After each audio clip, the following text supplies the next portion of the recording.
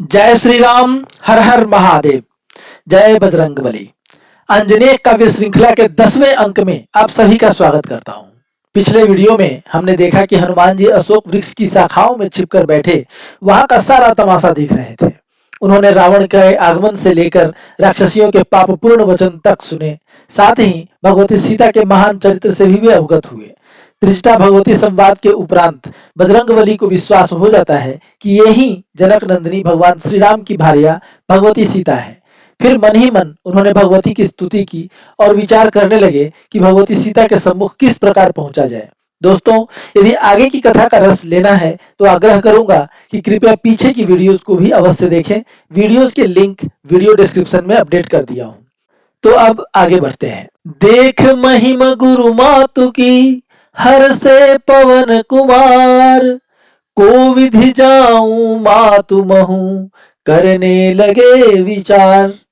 तो इस प्रकार भगवती की महानता के बारे में विचार कर हनुमान जी को बड़ी प्रसन्नता हुई। अब वे यह विचार करने लगे कि माता के सम्मुख किस प्रकार स्वयं को प्रकाशित करूं। राम नाम कपि लगे सुनावन, सुंदर सरस सरल मन भावन, सुनत नाम हो विगत स्वदेही, विह्वल भई विरहि वैदेही। तलफत मीन पाई ज्यों वारी, पद कुबेर ज्यों पाए भिखारी। बांझिन पाई पुत्र धन जैसे, कंत मिले तन विरहन जैसे।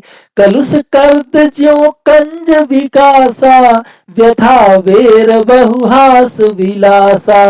बूढ़त प्राण पाई तृण डोरा, राम नाम मरहम भव फोरा। मन संकित चित चकित अधीरा, श्रवण सुनी वर्णन रघुवीरा। को तुम शक्र की शंभु पुरारी, किए कृपा मोहि देख दुखारी। या प्रपंच तुम जातु धान के, या माया अरि मेरे प्राण के। या आश्रय मम तरु अशोक के, द्रवित देख मम सिंधु शोक के। को तुम शंभु विरंचि मुरारी, अभय भजहि रघुपति सुखकारी।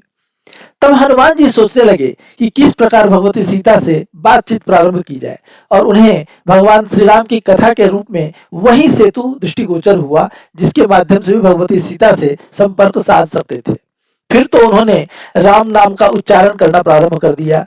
उनके मुख से यह सुनते ही भगवती सीता भाव विभोर हो गई। उन्हें अपने देह की सुधि न रही।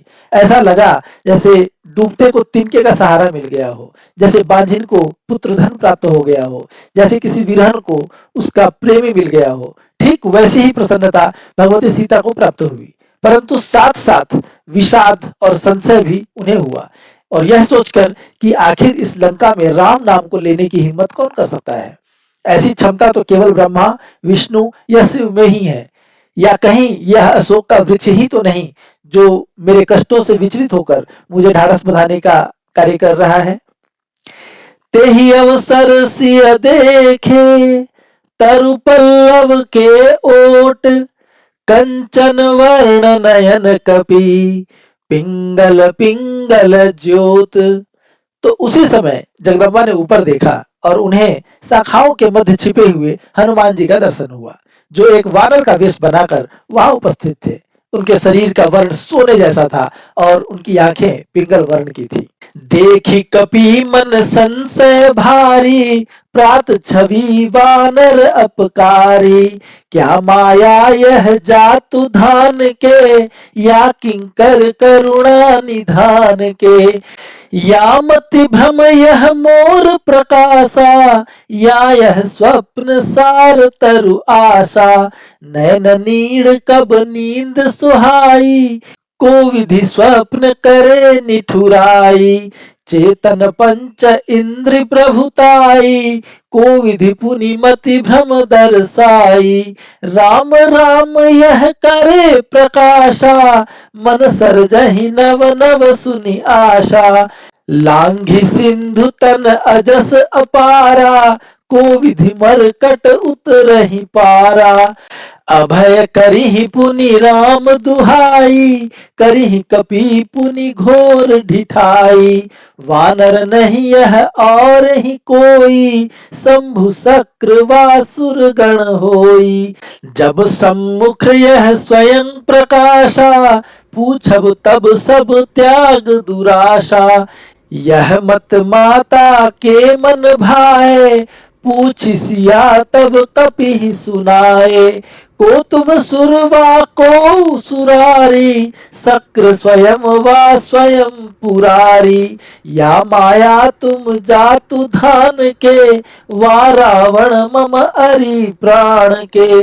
बोलिहि राम नाम सुखकारी, सुरस सुभग शुभ अति मनहारी। सुंदर वचन अर्थ रस आगर, तापर काय कलेवर बानर। परंतु हनुमान जी को देखते ही भगवती सीता और ज्यादा आशंकित हो जाती हैं। उनका संशय और ज्यादा बढ़ जाता है। वे सोचती हैं कि यह सुबह सुबह एक बानर का दर्शन हो गया, यह निश्चित ही अच्छा शकुन नहीं है।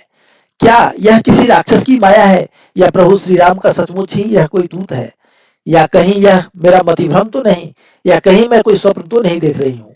लेकिन इन विरही आंखों में नींद तो आती नहीं, और मैं पूर्ण रूप से चैतन्य हूँ, तो यह मेरा मतिभ्रम भी नहीं हो सकता। परंतु इस विशाल महासागर को लांघ सके ऐसी क्षमता किसमें है, और उस पर यह वानर सा दिखने वाला जीव राम नाम का अभय होकर उच्चारण कर रहा है। यह तो दुस्साहस है जो एक वानर के लिए संभव नहीं। इसलिए सबसे अच्छा यही होगा कि इसी वानर से उसका परिचय पूछा जाए। फिर भगवती सीता हनुमान जी से प्रश्न करती हैं कि आप कौन हो, कोई देवता हो, ऋषि हो, या नर हो, या कोई राक्षस हो। जो भी हो अपना परिचय दो, और अपने यहाँ आने का प्रयोजन भी बताओ, क्योंकि तुम्हारी बातें तो राम नाम के रस से विभोर है, वहीं तुम्हारी काया एक क्षुद्र वानर की है। यह बातें मेरे मेल नहीं खाती। ओ तुम सुर ऋषि वानर, कहो निज ही पहचान।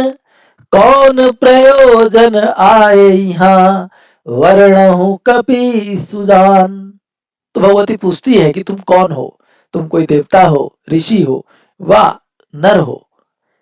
जो भी हो अपनी पहचान को बताओ, साथ ही आप यहाँ पर क्यों आए हो, अपने आने का यहाँ पर प्रयोजन भी विस्तार से आप मुझे बताओ।